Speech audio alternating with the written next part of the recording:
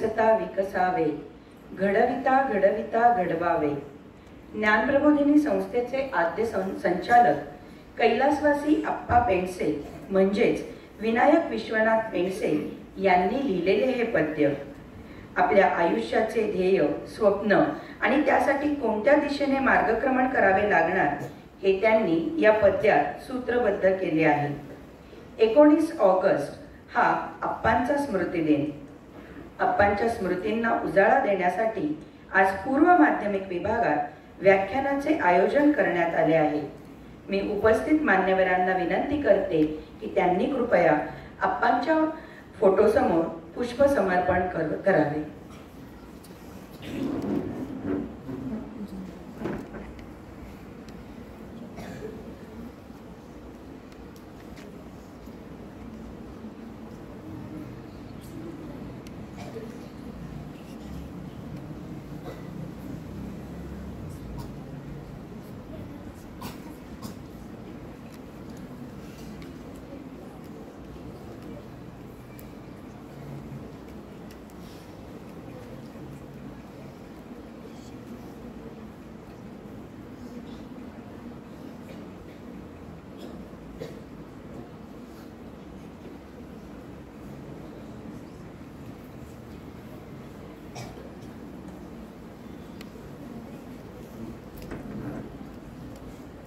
जाण त्याची संगती धरावी असे आपण विद्यारंभ पोथीमध्ये शिकलेले आहोत। आणि जेव्हा ही जाणती व्यक्ती आप्पा असतात तेव्हा त्यांच्या सहवासात आलेल्या व्यक्तींचे आयुष्य सकल समाजासाठी प्रेरणादायी ठरलेले आहे। आप्पांनी घडविले म्हणजे नेमके काय केले हा संवाद आपल्या सोबत करण्यासाठी आज माननीय प्रोफेसर किरणजी जोशी आपल्याकडे आलेले आहेत। आणि मला विशेष असं नोंदवायचं आहे की आप्पांविषयी बोलायचं म्हणजे आज ते शाळेच्या गणवेशामध्ये उपस्थित आहेत। हेही तुम्हाला लक्षात येईल की त्यांच्यावरती आप्पांच्या कार्याचा आणि आप्पांच्या सहवासाचा केवढा प्रभाव आहे। प्रबोधिनी त्यामुळे आज मी प्रबोधिनी विचार खात्याच्या प्रमुख श्रीमती बबिताताई आंबेकर यांना विनंती करते की त्यांनी या कार्यक्रमाची प्रस्तावना आणि आपल्याला जे ज्येष्ठ व्यक्ती आज वक्ते म्हणून लाभलेले आहेत त्यांचा परिचय करून द्यावा। आंबेकर ताई।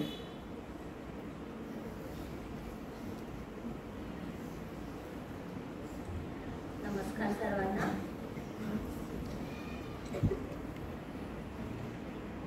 आपण स्मिताताईंकडनं ऐकलेलं आहे की आपण आयुष्यात कसं जगायला हवं, आपलं आयुष्य कसं हेतुपूर्ण असायला हवं आणि आपल्याकडून आपल्या आयुष्यातून अनेकांनी प्रेरणा घ्यावी। आपलं जीवन असं असावं की आपण इतरांना प्रेरणा देणारे होऊयात, असं आयुष्य आपण जगावं अशी प्रेरणा आम्ही सर्वजण आप्पांकडून घेत असतो। प्रतिवर्षी या स्मरण दिनानिमित्त आपण आप्पांच्या आठवणींना उजाळा देत असतो आणि त्यातून आपल्याला कसं घडायचं आहे असं आपण आपल्यासाठी ठरवत असतो। असे आपण सर्वजण मित्रमैत्रिणी आप्पांच्या अनेक त्यांच्या बालपणातल्या, शालेय जीवनातल्या मित्र सवंगड्यांसोबतच्या आठवणी प्राथमिक विभागात असेपर्यंत ऐकलेल्या आहेत, अनुभवलेल्या आहेत आणि तसं आपण आपल्या मित्रांसोबत जगूया अशी प्रेरणा आपण घेतलेली आहे।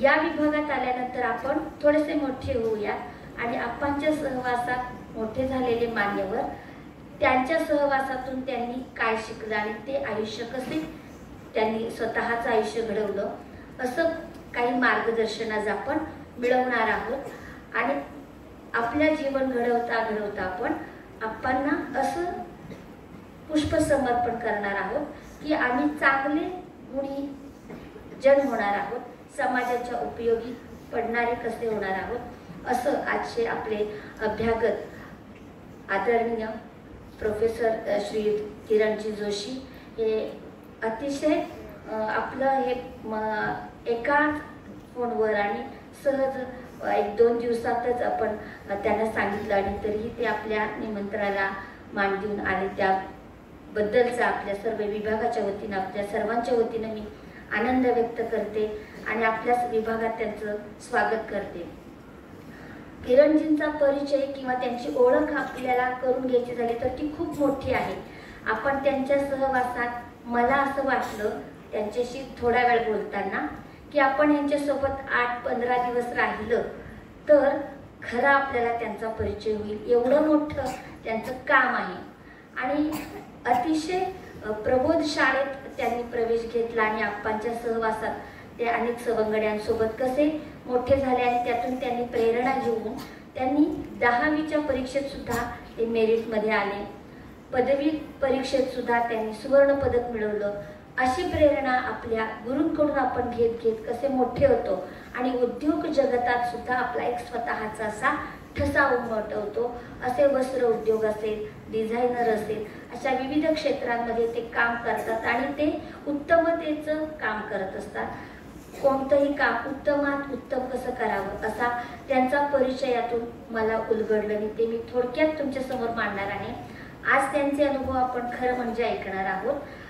त्यांनी अनेक देशांमध्ये ते फिरलेले आहेत. अनेक व्यवसायानिमित्त ते काम करत आहेत आणि जवळजवळ 25 देशांमध्ये अमेरिकेपासून ते न्यूझीलंड पर्यंतच्या देशांमध्ये फिरून त्यांनी असं महत्त्वाचं काम केलेलं आहे. उद्योग क्षेत्रामध्ये मग विपणन असेल, जाहिरात असेल किंवा त्या क्षेत्रातलं वेगवेगळ्या पद्धतीचं काम ते करत आहेत. त्याचबरोबर सध्या ते बनस्थली नावाचं महिला विद्यापीठ आहे.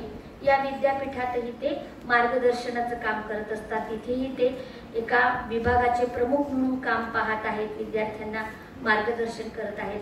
आपल्या सर्वांसाठी ते आज इथे वेळ काढून आले त्याबद्दलचा आनंद व्यक्त करते. त्यांचं मार्गदर्शन आपल्याला जास्त महत्त्वाचं आहे आणि ते आपण त्यांना समजून घेताना त्यांच्या बोलण्यातून आपण नक्की अनुभवूया. अधिक परिचय न देता मी त्यांना अशी विनंती करते की आमच्या विद्यार्थ्यांना आपण आपले अनुभव सांगावे.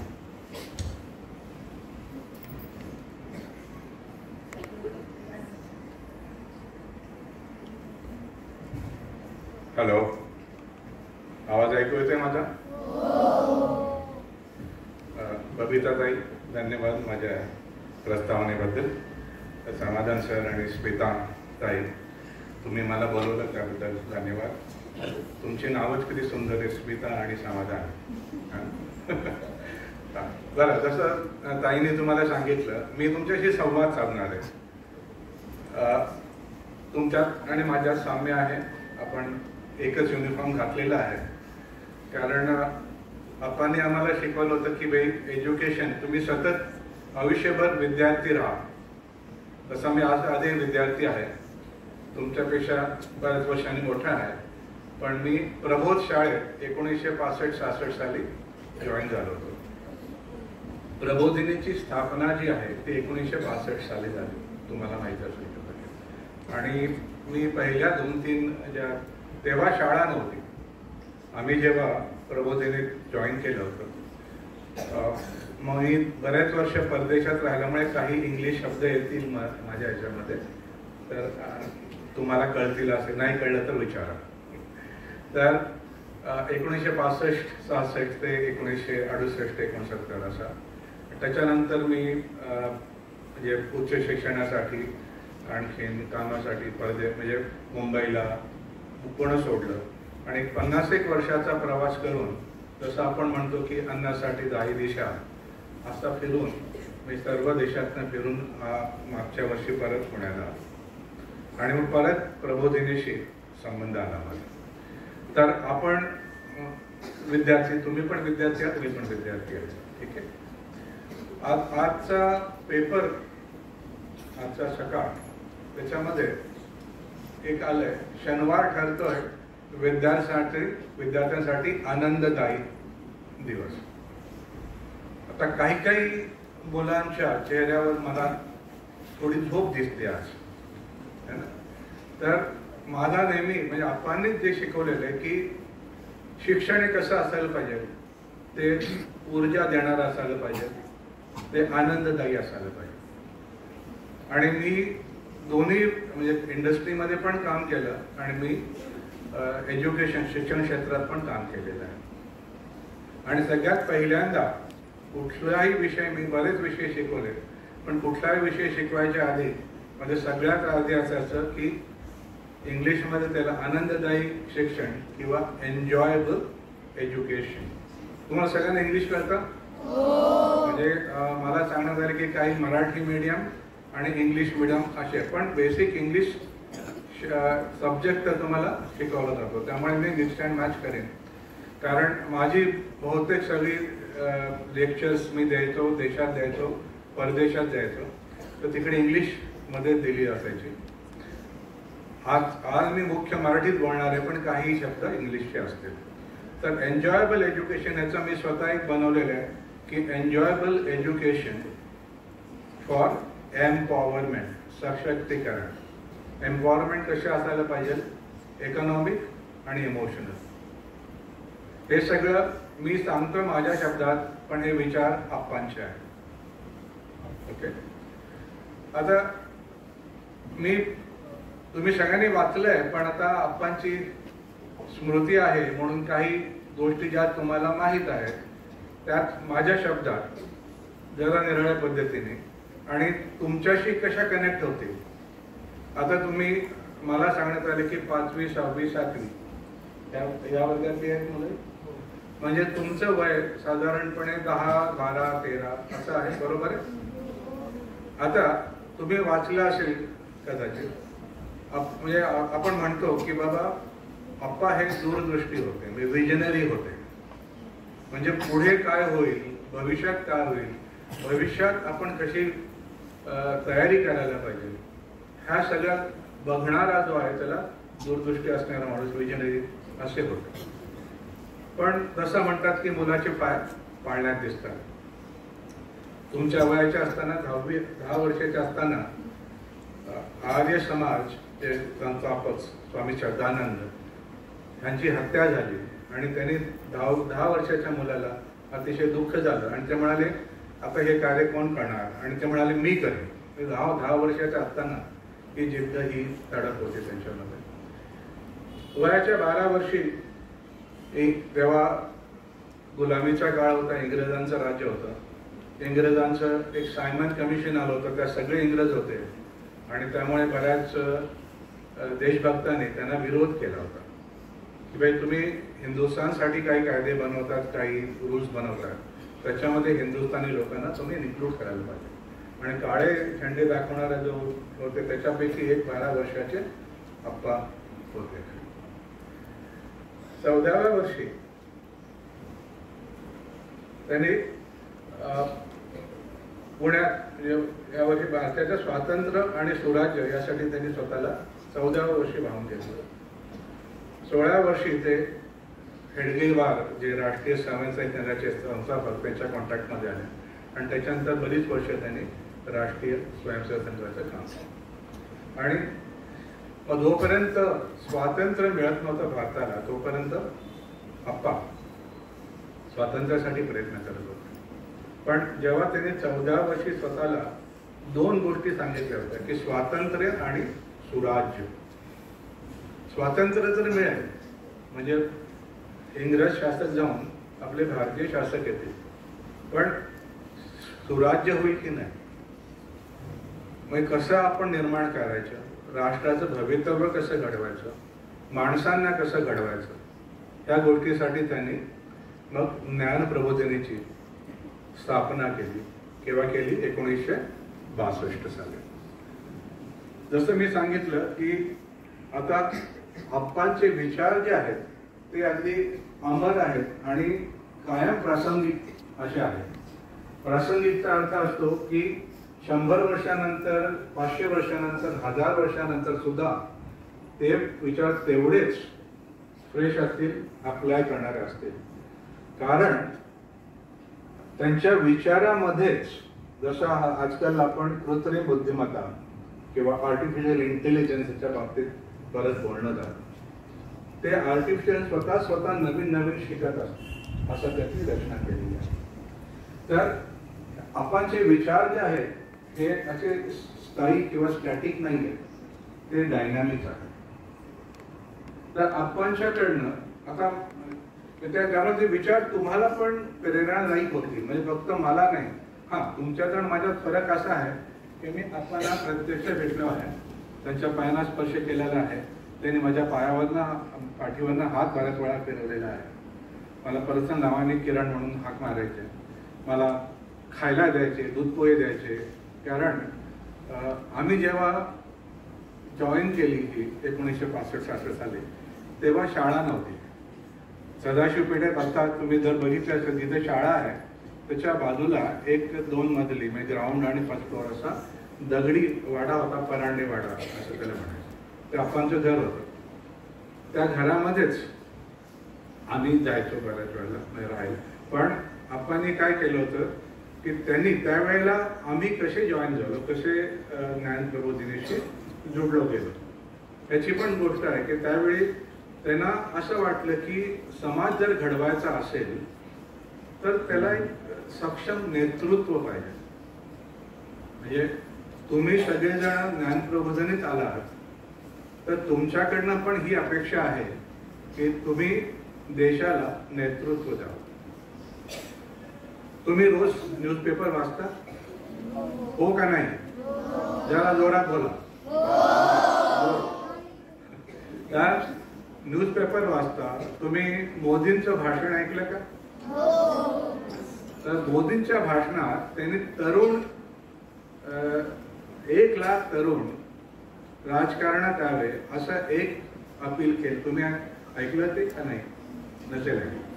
तेव्हा जर राष्ट्र घडवायचं असेल, हे परवाचीच गोष्ट, आज आपलं 20 ऑगस्ट आहोत, 15 ऑगस्टला आधी लाल किल्ल्यावरनं मोदींनी भाषण केलं. त्यात त्यांनी बरेचसे पॉइंट घेतले, पण त्यातला एक मुद्दा असा होता की त्यांना 1 लाख तरुण देशात राजनीतीमध्ये यावे असं त्यांनी आवाहन केलेलं आणि असे त्यांचे प्रयत्न चालू. मला वाटतं ज्ञान प्रबोधिनी त्यांच्या ह्या प्रयत्नात खूप चांगलं योगदान देऊ शकेल. म्हणजे आपण नेतृत्व बऱ्याच ठिकाणी दिलेलं आहे. म्हणजे उद्योगधंद्यात दिलेले आहे, शिक्षण क्षेत्रात आहे, शेतीमध्ये आहे, स्त्री शिक्षणामध्ये आहे, समाज सेवेमध्ये आहे, शासकीय सेवेमध्ये आहे. अशी प्रबोधिनीची बरेच मुलं देश आणि विदेशात नेतृत्व देत आहेत. कारण आप्पांची जी PhD होती ती पण त्यांची, ते प्रोफेसर होते सायकोलॉजीचे आणि पुणे विद्यापीठामध्ये सायकोलॉजी डिपार्टमेंटचे प्रमुख होते, हेड ऑफ डिपार्टमेंट. आणि त्यांनी खूप अभ्यास केलेला आहे मानवी मनाचा आणि प्रखर राष्ट्रभक्ती भक्ती असल्यामुळे त्यांना असं सारखं वाटायचं की आपला देश, आपली संस्कृती एवढी समृद्ध आहे, कितीतरी लाखो म्हणजे सगळ्यात संपूर्ण जगातली सर्वात सनातन, सर्वात जुनी आणि सर्वात समृद्ध परिपूर्ण अशी संस्कृती आहे. आणि तरी पण आपण इतके वर्ष गुलामीत का राहिलो? काय आपलं चुकलं? त्याच्यामुळे ते म्हणत सतत आपण नवनवीन गोष्टी शिकायला हव्या आणि त्याचा अप्लाय करा. आणि त्याचं मुख्य नेतृत्व गुण आहे, त्याच्यात आपण कुठेतरी कमी पडलो. आणि हे नेतृत्व पण कसं असायला पाहिजे तर चारित्र्यवान, कलंकित पैशाला हात न लावणारं नेतृत्व असं आपांचं म्हणणं. आता आपांनी आम्हाला काय शिकवलं किंवा मी आपांच्याकडनं काय शिकलो, माझ्या 3-4 वर्षाचा त्यांचा प्रत्यक्ष अनुभव समोरासमोर भेटलेला की जसं आता आपांच्या एक मानसकन्या आहे भिशेकर, त्यांनी एक काल लेख लिहिला आणि तो आमच्या ग्रुपमध्ये सगळीकडे तुम्हाला पण मिळाला असेल कदाचित, हे होतोय काय म्हणतात त्याला, शेअर केला जातोय. तर त्याच्यामध्ये त्यांनी लिहिलं होतं आप्पांचं व्यक्तिमत्व की डोक्यावर शुभ्र टोपी जशी तुम्ही घातली, खूपशी बटन असलेला धागा आणि सुरुवात असा भारतीय पोशाख आप्पांच्या व्यक्तिमत्वाला शोभून दिसेल. एकटे असले की ते गुणगुणत असत, त्यांचा आवाज कधी मधुर तर कधी प्रखर, पण भावस्पर्शी होता. कित्येकदा ते एकटेच बासरी वाजवत असत. हे सगळं मी स्वतः अनुभवलेलं आहे. तर आता म्हणजे थोडीशी गमतीशीर आठवण, पण आम्ही लहान मुलं होतो तुमच्याच वयाची 12, 13, 14 वर्ष जेव्हा आम्ही आप्पांच्या संपर्कात आलो, तर कधी गमतीत, कारण त्यांच्या डब्यावर जवळ 10-12 अशी बटणं होती. तर आम्ही मुलांनी गमतीत त्यांना डझन गुंडी असा असं आम्ही त्यावेळेला म्हणायचो. पण त्याने शिकलं काय म्हणजे आम्ही सिलेक्ट कसे झालो तर एक दिवशी मी डेक्कन जिमखाना भावे स्कूलचा विद्यार्थी 8वीत होतो 1965-66 गोष्ट. आणि एक दिवशी काही म्हणजे मला तेव्हा ज्ञानप्रबोधिनी नाव माहिती नव्हतं, पण काही व्यक्ती ज्ञानप्रबोधिनीच्या आल्या आणि आमच्या वर्गात आमच्या मुख्याध्यापक होते त्यांच्याशी काहीतरी बोलणं झालं आणि प्रत्येक वर्गातनं ती अशी थोडीशी चांगल्या परफॉर्मन्सवाली मुलं होती, 2-2 मुलं 8वीतली. आणि मग आम्हाला काही टेस्ट देण्यात आलं. त्या टेस्ट काय होतं मला तेव्हा माहीत नव्हतं, पण जर काही सायकोलॉजिकल टेस्ट होत्या त्यातनं बुद्धिमत्ता मापन केलं जायचं. आपण सायकोलॉजीचे प्रोफेसर असल्यामुळे त्यांना बुद्धिमापन कसं करावं याची चांगली माहिती होती. तर एक टेस्ट होती ती मला 30 मिनिटात मला 60.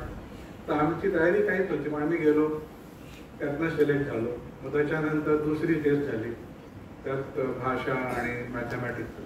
मग तिसरी टेस्ट झाली.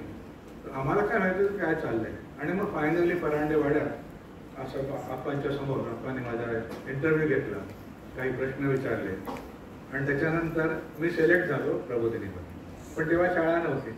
तर त्यावेळेला शाळा सुरू व्हायच्या आधी दरवर्षी पुण्यातल्या सगळ्या शाळांमधनं जवळ 2 लाख विद्यार्थ्यांमधनं 25 विद्यार्थी दरवर्षी सिलेक्ट व्हायचे. आणि मग त्यांना आपणचं असं म्हणणं होतं की ऑलरेडी जी मुलं बुद्धिमान आहेत, गिफ्टेड आहेत, जसे तुम्ही आहात, तर त्यांना आणखीन आपण चांगलं प्रशिक्षण दिलं.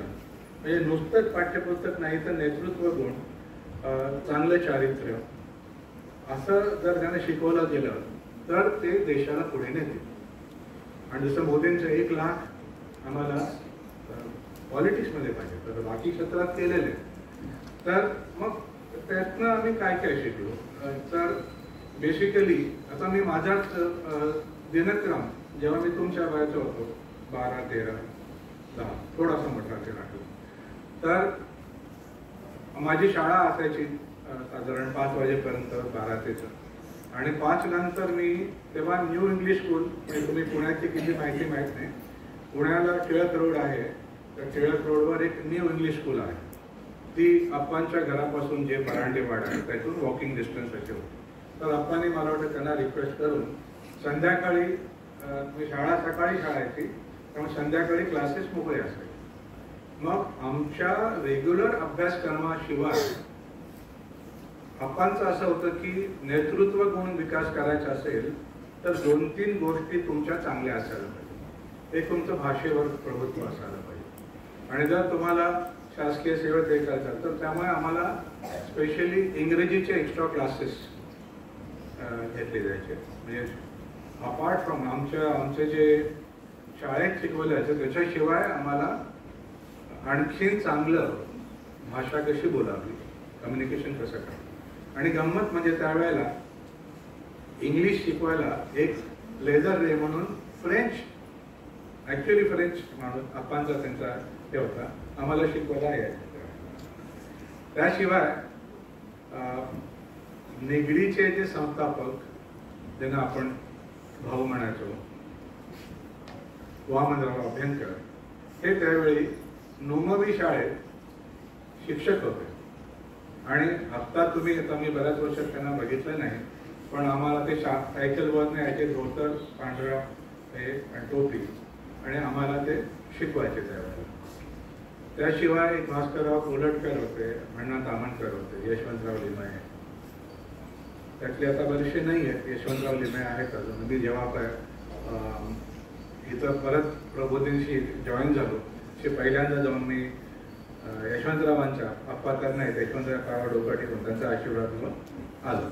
पण हे सगळे लोक खूप डेडिकेटेड होते, समाजाला म्हणजे वाहून दिलेले आहे. आणि हे सगळेजण स्वेच्छेने काम करायचे, त्याच्यात कमर्शियल इंटरेस्ट काय नसेल, एक राष्ट्रसेवा असं म्हणून काम करायचं. आणि त्या सगळ्यांनी मिळून एवढी मोठी ज्ञानप्रबोधिनी अशी निर्माण केली. आता तुम्हाला कल्पना असेलच की आप्पांनी जो एक छोटंसं रोप लावलं होतं 1962 साली, आता किती झाली, 62 वर्ष झाली, 2024 मध्ये आलो. तर 62 वर्षात त्याचा एक मोठा वटवृक्ष झालेला आहे. एकच नाही तर 4-5 प्रशाला आहेत. संत्रिका हे जे आहे संस्कृत पौरोहित्य आणि संस्कृत ग्रंथाचा अभ्यास, संस्कृतचं प्रमोशन ह्याच्यासाठी आहे. नंतर युवक युवती विभाग आहे. स्त्री शक्ती प्रबोधन दोन्ही ग्रामीण आणि शहरी असं आहे. ग्राम विकास विभाग आहे. नंतर आपल्या स्पर्धा परीक्षा ह्याच्यासाठी परीक्षा केंद्र आहे. छात्र प्रबोधन आहे. हा आप्पांचा विचार होता, पण त्याची सुरुवात आप्पा गेल्यानंतर झाली. 1900 मला वाटतं तुम्ही छात्र प्रबोधन ह्याच्यासाठी केलं जातं. आणि नागरी वस्ती विभाग अशा बऱ्याच सामाजिक ह्याच्यामध्ये प्रबोधिनीचं योगदान आहे आणि हा वाढतच चाललेला आहे. आता म्हणजे जास्ती महाराष्ट्रात आहे, पण हा वाढत असल्यामुळे संपूर्ण भारतात आणि जगात सुद्धा पसरेल अशी माझी खात्री आहे. तर त्याने काय शिकवलं, लेट मी कम बॅक, की त्याने मला काय शिकवलं. तर एक तर जसं मी सांगितलं की शाळेत जायचो, शाळेत नंतर या न्यू इंग्लिश स्कूलमध्ये यायचो. न्यू इंग्लिश स्कूलमध्ये 6 ते 7 आम्हाला स्पोर्ट्स म्हणजे फुटबॉल, हॉकी, कबड्डी हे खेळायचं. मग जशी तुम्ही आता उपासना केली त्याची प्रार्थना असायची. आणि प्रार्थनेनंतर जस्ट लक्षात घ्या, संध्याकाळी 7 ते 8, 8 ते 9 आणि 9 ते 10 बऱ्याच वेळेला. मी 12 वर्षाचा असताना जे सकाळी 11 वाजता घरातून निघायचो ते रात्री 10 ते 11 वाजता घरी जायचं. म्हणजे ही मेहनत करायची सवय मला लहानपणी लागली. आणि तो जो एक पडलेला आहे ना, म्हणजे तो फाउंडेशन जे माझ्या आयुष्याचं झालेलं आहे त्याचा मला आयुष्यभर फायदा झाला. त्याशिवाय आणखीन काय काय असायचं, दर रविवारी सकाळी 6 वाजता त्या परांडेवाड्यात सकाळी 6 वाजता पोचायचो. त्यामुळे 4-4:30ला उठून आंघोळ करून पूजा करून मी सकाळी 6 वाजता पोचायचो. आणि आमची बैठक असायची. बैठकीच्या आधी गायत्री मंत्र म्हणायचो आणि कुठला तरी एक विषय घेऊन त्याच्यावर विचार विनिमय करायचं, डिस्कशन करायचं. त्यातनं तुमची बुद्धी प्रगल्भ होते, तुम्हाला नवनवीन दृष्टिकोन कळतात. आणि त्याच्यात नुसतं डिबेट नसायचं तर त्या विषयाचं संपूर्ण 4 दिशेने विचार करून त्याच्यावर डिस्कशन व्हायचं. त्यांनी आम्हाला वाचनाची आवड निर्माण केली. मग त्याच्यासाठी काय होतं, त्यांनी सांगितलं की तुम्ही न्यूजपेपर वाचा. जसं मी तुम्हाला विचारलं वाचता का, तुमचा हो म्हणून आलं. तुम्हाला कंटाळायचं असेल तर तुम्ही कादंबऱ्या वाचा, चांदोबा वाचा, काही वाचा, पण वाचा. वाचनाची आवड रोज काहीतरी वाचा. हे 1965 साली, आज 1964 2024 आले. मी गेली इतकी वर्ष रोज काहीतरी 20 अशी पानं वाचतो जे मी पहिल्यांदा कधी वाचलेली नाही. रोज एक नवीन विषयाबद्दल, नवीन टॉपिकबद्दल जे आप्पांनी शिकवलं त्यामुळे मी रोज 15 ते 20 पानं अशी नवीन वाचतो आणि ते आज तागायत चालू आहे. म्हणजे मी आप्पांचे विचार मी डायरेक्टली आप्पांच्याकडनं घेतलेत, पण आप्पांचे विचार सगळीकडे आहेतच, ते अजरामर आहेत. मेहनत करायची सवय आणि नुसती सवय नाही तर गोडी. जसं मी सांगितलं एन्जॉयबल एज्युकेशन, त्याच्यात एक आनंद निर्माण व्हायला पाहिजे, त्याच्यात तुम्हाला ऊर्जा यायला पाहिजे. म्हणजे काम करून जर तुम्ही थकत असाल तर दॅट इज नॉट करेक्ट. तर तुम्ही काम करता करता तुम्हाला ऊर्जा कशी मिळेल हे आप्पांनी शिकवलं आम्हाला. अभ्यास कसा करावा, म्हणजे बऱ्याच वेळा जेव्हा पब्लिक हॉलिडे असायचे बाकी सगळे लोक मजा करत असायचे, पण आम्ही पण निराळ पद्धतीने मजा करायचो. आम्ही सकाळी आंघोळ करून आधी मग सरस्वती मंत्र या कुंदेंदू ऋतुशाला हा धावला असं म्हणून अभ्यास कसा करा. म्हणजे कुठलंही पुस्तक आम्ही घेऊन जायचो, वाचायचो आणि ते त्याच्यात नोट्स काढायचो. आणि यशवंतराव लेले घेऊन बघायचे की तुम्ही नोट्स कसे काढता. तर मला शिकवायचे की कुठली गोष्ट शिकायची कशी. त्याचं नोटिंग कसं करायचं. आणि अप्पा नेहमी सांगायचे की तुम्हाला रोज काहीतरी नवीन सुचलं पाहिजे, कारण आयुष्य हे डायनॅमिक असतं, स्टॅटिक नसतं, ते रोज बदलत असतं. तर त्या बदलाला सामोरं जाण्यासाठी, त्या बदलावर मात करण्यासाठी, त्या बदलात सुद्धा तुम्ही यशस्वी होण्यासाठी तुम्हाला सतत नवीन काहीतरी सुचायला पाहिजे, नवीन तुम्ही काहीतरी करायला पाहिजे. आणि ह्या सगळ्याचा किती मिनिटं आहेत म्हणजे करायचं, 9ला 5 कमी करेल, कारण त्याप्रमाणे, कारण अप्पा हे एक मोठं महाकाव्य आहे. मी त्याच्यावर दिवसभर काय वर्षभर बोलू शकतो. आणि दुसरी, मी एक असा हाडाचा प्रोफेसर आहे की तुम्ही रात्री 12 वाजता उठून जरी बोलायला सांगितलं तर मी न अडकळता बोलू शकतो. फक्त काही मुलं सकाळी उठून आल्यामुळे अजून काही दोघं दांबायला येतात, तर जास्त बोलत तर झोपून जातील, हो ना. म्हणून पण तुम्हाला त्या अध्यात्माचं काय महत्व ते सांगतो. आपण नेहमी काय सांगितलं की तुम्ही जे काय करता त्याचा पाया अध्यात्म असायला पाहिजे. तर बऱ्याच लोकांना कळत नाही अध्यात्म म्हणजे काय. कदाचित तुम्हाला अशी, आणि ह्या वयात कधी कळत नाही. अध्यात्म किंवा इंग्लिशमध्ये त्याला स्पिरिच्युअलिटी म्हणतात. तर ते काय आहे आणि का आहे. तर बऱ्याच वेळेला लोक घाबरतात, अरे अध्यात्म, आम्ही तर अजून लहान आहे, अजून आमचा संसार व्हायचा आहे, तुम्ही आम्हाला अध्यात्म शिकवता. कारण बऱ्याच लोकांना अध्यात्माची एक चुकीची कल्पना असते. त्यांना असं वाटतं अध्यात्म म्हणजे सगळं संसार त्याग करून असं काय म्हणतात वस्त्र घालून, भगवी वस्त्र घालून, भस्म पासून हिमालयात जाऊन संन्यासी व्हायचे. ते नसतं. अध्यात्माचा अर्थ जसा श्रीकृष्णाने शिकवलं कर्मयोग, तर अध्यात्म किंवा स्पिरिच्युअलिटी हे काय आहे. तर स्पिरिच्युअलिटी किंवा आपण आत्मा आणि परमात्मा म्हणतो. तर बऱ्याच वेळेला हिंदी सिनेमात सुद्धा वारंवार ते वापरल्यामुळे आपल्याला त्यातली गंमत कमी झालेली आहे. पण मी तुम्हाला एक निराळ पद्धतीने ते समजून सांगतो, म्हणजे तुम्हाला अध्यात्माचं महत्व कळेल. तर हल्ली लेट मी, आपण सगळेजण, तुम्ही योगा करता का. मग योग ऍक्च्युली योग आहे, पण इंग्लिशमध्ये योगा म्हणून. योग किती जण योग करता तुम्ही. योगाभ्यास किती लोक करतात. एवढेच. माझ्या मते इथे सगळ्या 100% लोकांनी योगाभ्यास करायला पाहिजे. कारण योगाभ्यासामधनच तुम्ही हळूहळू, मला तर झोपले होते बहुतेक, हळूहळू हात वर होता. तर बऱ्यापैकी आहे. जे करत नसेल त्यांनी योगाभ्यास करावा. पण एक प्रश्न, जे योगाभ्यास करतात त्यांना मी एक प्रश्न विचारेन की योग म्हणजे काय. कोणी सांगू शकेल मला.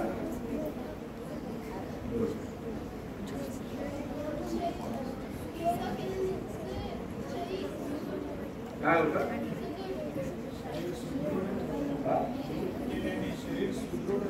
शरीर सुदृढ. आणखीन काय एखादं.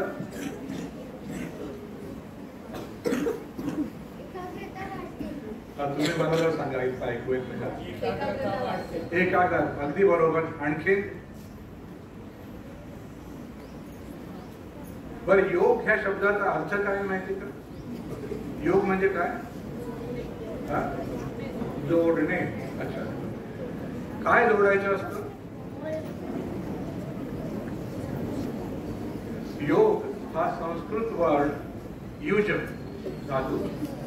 युज हे नाउन आहे आणि वर्ब आहे, आणि योग म्हणजे जोडणे. काय जोडतो आपण. जसं स्पिरिच्युअली आत्मा म्हणजे आपल्या शरीरात एक ऊर्जा असते, सगळ्यांना कबूल आहे. जी ऊर्जा निघून जाते तेव्हा आपलं शरीर इकडेच असतं, पण तो व्यक्ती मृत समजला जातो आणि नंतर त्याला बॉडी म्हणतात, म्हणजे नाव पण घेत नाहीत लोक. पण जोपर्यंत ती ऊर्जा आहे तोपर्यंत आपलं अस्तित्व आहे. जोपर्यंत ती ऊर्जा, जेव्हा ती ऊर्जा निघून जाईल तेव्हा आपलं अस्तित्व. शरीर हे आपलं असेल, शरीराच्या माध्यमातून ही ऊर्जा जी आहे ती व्यक्त होते. म्हणून शरीर सुदृढ होणं नक्की आहे. पण मुख्य त्या ऊर्जेचं महत्व आहे. योग ही आपली आंतरिक ऊर्जा जी आहे ती कॉस्मिक एनर्जी म्हणतात, किंवा आपण म्हणतो परमेश्वर जो आहे तो जळी स्थळी काष्टी पाषाणी सगळीकडे आहे. तर ही जी ऊर्जा संपूर्ण विश्वात भरून राहिलेली आहे त्यालाच आपण बऱ्याच वेळा परमात्मा म्हणतो, आणि आपल्या शरीरात जी ऊर्जा आहे त्याला आत्मा म्हणतो. तर आत्मा आणि परमात्म्याचं मिलन म्हणजेच योग. आता 5 मिनिटं आणखी मी तुम्हाला सगळ्यांना अष्टांग योग प्रॅक्टिस करायला सांगेन. अष्टांग म्हणजे 8 अंग, योगिक वे ऑफ लाईफ असं म्हणतात. की योग, मेन योग म्हणजे हे कनेक्शन कसं करायचं त्याच्यासाठी आहे. हे बाकीचं आपण आता रामदेव बाबांनी योग बराच कॉमन केलेला आहे. शरीर सुदृढ करणं बाय प्रोडक्ट आहे, पण योग म्हणजे काय की आपली जी आंतरिक एनर्जी आहे ती कनेक्ट करायची. आणि कनेक्ट कशाला करायची, तर त्यामुळे आपण नेहमी उत्साही राहतो. अध्यात्मामधनं आपण म्हणजे आता तुम्ही वापरत नसाल, पण तुम्ही तुमच्या आई वडिलांना बघत असाल, हल्ली सगळेजण मोबाईल फोन वापरतात. ओके, सतत मोबाईलशी जोडलेले असतात. पण मोबाईल फोन वापरला आणि तो जर तुम्ही मेन्सला लावला नाही तर काय होईल, डिस्चार्ज होईल. मग आपण जेव्हा ती बॅटरी आहे ती चार्ज करतो की नाही, तसंच जेव्हा तुम्ही योग करता तर तुमच्या आंतरिक ऊर्जा जी आहे ती रोज चार्ज करायला लागते. म्हणून योग, आणि योग मध्ये बेसिकली 8 अंग आम्ही म्हणतो. यम नियम हे do's and don'ts of life. आता वेळ नाही, पण परत कधीतरी मी तुम्हाला अष्टांग योगावर लेक्चर देईन. म्हणजे काय करावं आणि काय करू नये हे 5 यम 5 नियम. आसन जे तुम्ही म्हणता योगासन, ते आसन त्यांनी शरीर सुदृढ राहतं, फ्लेक्झिबल राहतं. प्राणायाम म्हणजे आपण बॉडीचा एक्सरसाइज करतो, पण आपण आपलं बॉडी आणि माइंड म्हणजे शरीर आणि मन ह्यातला दुवा जो आहे ते तुमचा श्वास आहे. आपण मन आपल्याला दिसत नाही, पण मनाचा इफेक्ट तुमच्या श्वासवर दिसतो. तुम्ही जर चिडला तर श्वासोश्वास जोरात होतो. तुम्ही जर नर्वस असला तर श्वास तुटत होतो. म्हणून हे प्राणायाम जे कपालभाती आहे, नाडी शुद्धी आहे, चितकारी आहे, ओंकार आहे, ब्राह्मी, हे प्राणायाम केले तर तुम्हाला मन बरंचसं कंट्रोलमध्ये आणता येईल. अल्टिमेटली कंट्रोल म्हणजे जेव्हा मन कंट्रोलमध्ये येतं तेव्हा तुमचा आत्मा परमात्म्याशी जोडतो. तर जेव्हा तुम्ही एकाग्र चित्ताने ध्यान करता, जसं आता तुम्ही उपासना केली त्याच्यानंतर 2 मिनिटं शांत बसला आणि त्याच्यानंतर हात जोडून, तर ते 2 मिनिटं तुम्ही जे ध्यान करता, ध्यान करताना जेव्हा तुमची विचारांची घनता कमी होते त्यावेळेला ती ऊर्जा जी आहे ती तुमच्या ब्रह्मरंध्र ऐकले तर तुम्ही 7 चक्र असतात बॉडीमध्ये, सगळ्यात वर इकडे ब्रह्मरंध्र म्हणतात. तर त्यातनं ती ऊर्जा तुमच्या शरीरात पसरली जाते. आता हे सायंटिफिकली प्रूव्ह केलेली गोष्ट आहे. म्हणून योग कशासाठी करायचा. आता दुसरा एक गंमत सांगतो, म्हणजे आम्ही कमिंग बॅक टू अध्यात्मता. तर तुम्ही कुठलंही काम केल्यानंतर एकाग्र चित्ताने जेव्हा काम करता तेव्हा ती ऊर्जा आपोआप तुमच्या.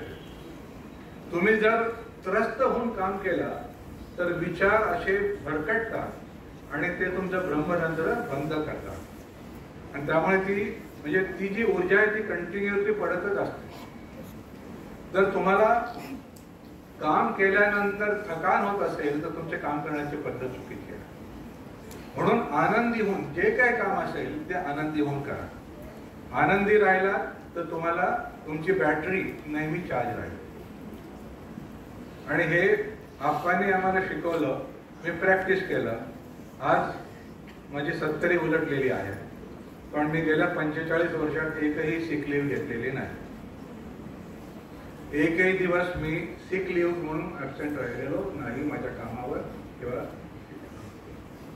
तर हे आप्पांचं अध्यात्म जे आहे त्याचा परिणाम हा आहे.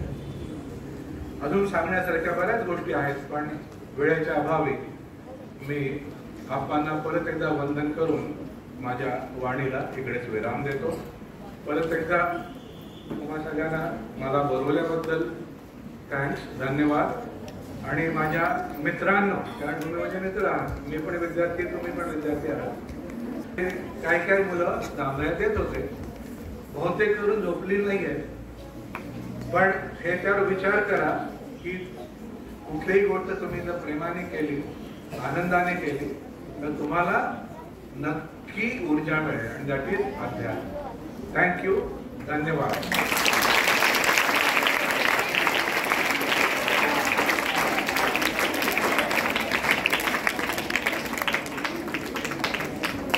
धन्यवाद सर.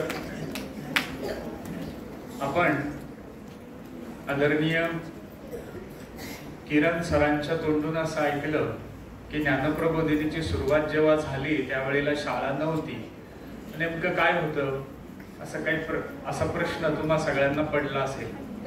तर ज्ञानप्रबोधिनीत येणारे सर्व विद्यार्थी वेगवेगळ्या शाळांमध्ये जायचे. ती शाळा सुटली की मग एकत्र यायचे. त्यानंतर दल असायचं, म्हणजे क्रीडेचा तास असायचा, मग प्रार्थना असायची, मग सगळेजण एकत्र गप्पा करायचे, पद्य म्हणायचे. अशी सुरुवात परांडे वाड्यामध्ये मग अशी सरांनी सांगितलं ती ज्ञानप्रबोधिनीची झालेली आहे. आणि तेव्हापासून आप्पांना बघत बघत आप्पांच्या आशीर्वादाने सरांसारखी मोठी झालेली अनेक माणसं आहेत. आणि कैलासवासी आप्पांच्या कृपेमुळेच आपण सगळेजण आज ज्ञानप्रबोधिनी शाळेमध्ये शिकतो आहोत. संघटना हे सूत्र बनावं असं आप्पांना सातत्याने वाटायचं. आप्पांचं एक उदाहरण आहे बघा. आप्पा काय म्हणायचे, 1 म्हणजे 0 आणि 2 म्हणजे अनंत. शब्द लक्षात घ्या. एकटा व्यक्ती जर काम करायला लागला आणि किती मोठं काम केलं तर ते शून्यासारखं आहे. पण त्या व्यक्तीने माणसं जर जोडली आणि आपल्या कार्यात ओढली आणि एकत्र जर ते काम करायला लागले तर खऱ्या अर्थाने ते अनंत एवढं काम आहे. असं म्हणून माणसं जोडावीत असं आपण अनेकांना आपल्या आयुष्यामध्ये सांगितलेलं आहे. स्वतः सुद्धा आपण ते केलेलं आहे. अनेकांना आपल्या प्रभावाने, म्हणजे एक प्रकारे गुरुत्वाकर्षणाने स्वतःकडे खेचून घेणारा असा तेजस्वी तारा म्हणजे आप्पा होते. ज्यांच्या जीवनाला निष्कांचनता, पावित्र्य आणि समर्पण यांचा सुगंध होता असे एक विरागव्रती संन्यासी म्हणजे आपले आप्पा होते. शतावधी कन्यापुत्रांचा कुटुंबवत्सल मानस पिता आप्पा हे संन्यासी होते. आपली ज्ञानप्रबोधिनीतले विद्यार्थी विद्यार्थिनी हेच आपली मुलं मुली असं त्यांनी आयुष्यभर मानलेलं होतं. अनेकांच्या कार्यामागचा प्रेरणा स्त्रोत म्हणजे आपले आप्पा होते.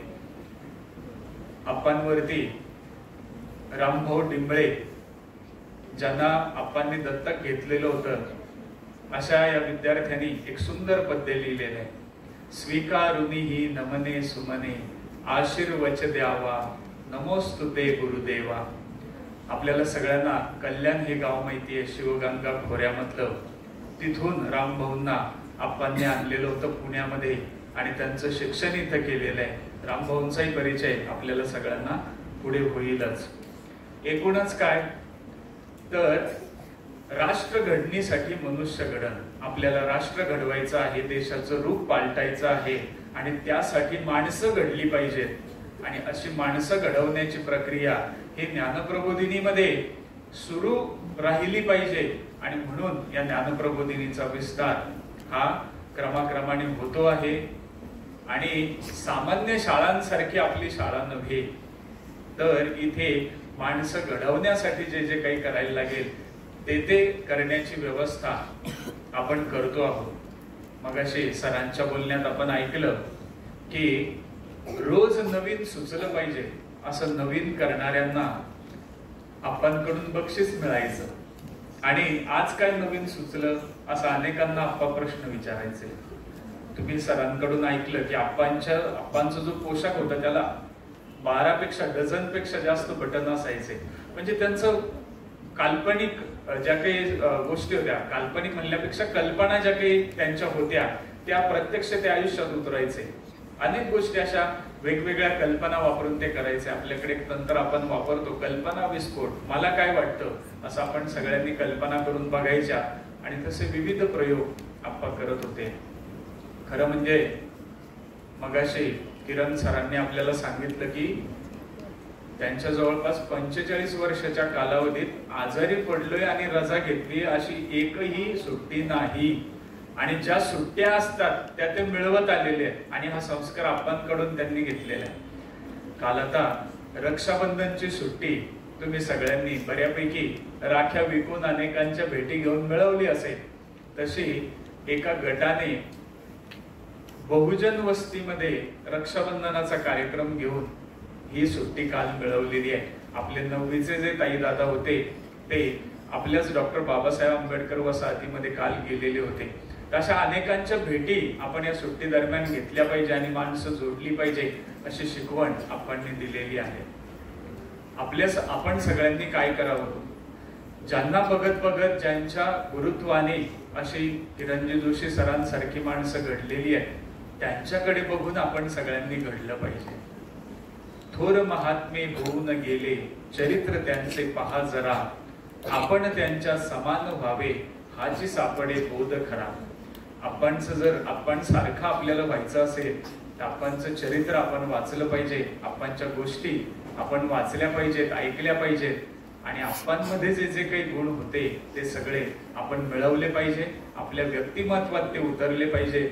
यासाठी म्हणून आपण असे मान्यवर ज्ञानप्रबोधिनीमध्ये बोलवत असतो आणि त्यांच्याकडून असे विचार आपण ऐकत असतो.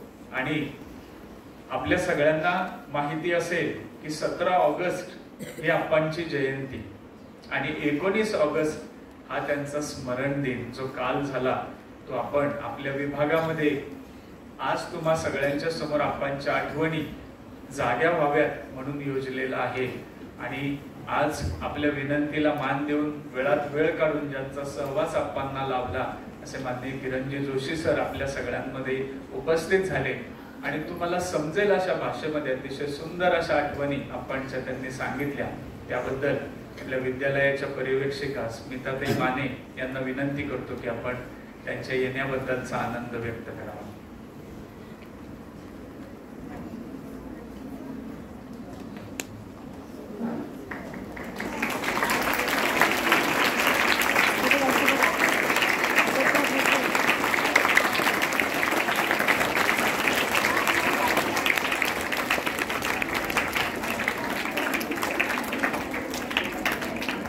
बेटे बेटे सावधान, वंदन. सुरुवातीला पाहुणे जातील, मग सूचना मिळाल्यानंतर पण सगळ्यांनी बाहेर पडायचं.